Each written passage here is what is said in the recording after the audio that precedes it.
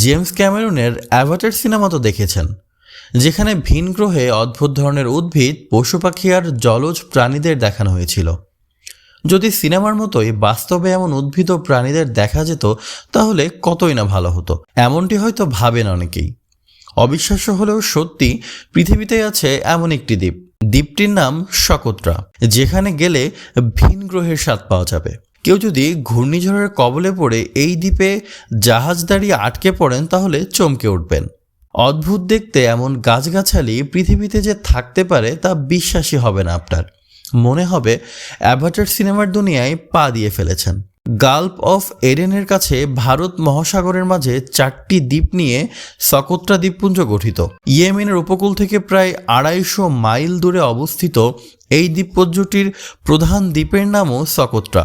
এই দ্বীপের প্রায় 825 জাতের উদ্ভিদের মধ্যে প্রায় 3/1.5 বিশ্বের কোথাও নেই। সকোত্রার গাছগাছালির মধ্যে অন্যতম ড্রাগনস ব্লাড ট্রি।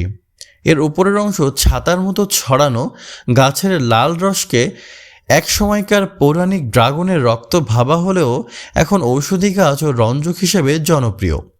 এখানকার আরেকটি বিখ্যাত গাছ বোতল গাছ। এর কয়েকটি জাত আছে। এদের একটি কিউকাম্বার বা শশা গাছ।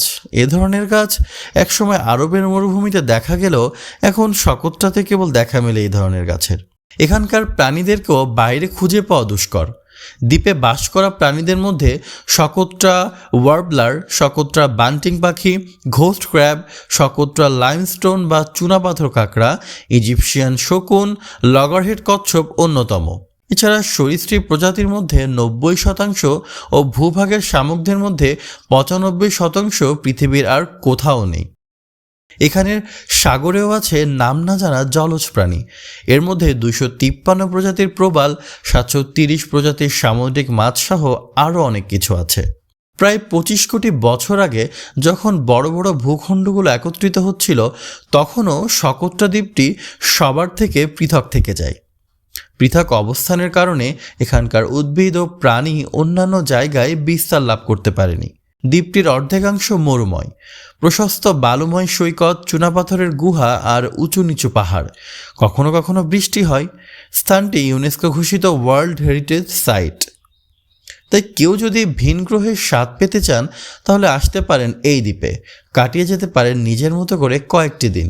কারণ ইয়েমেনের এই দ্বীপটির অবস্থান দুর্গম হলেও অ্যাভাটার সিনেমার দুনিয়ায় যাওয়ার চেয়ে কিন্তু এই দ্বীপে যাওয়া অনেক সহজ।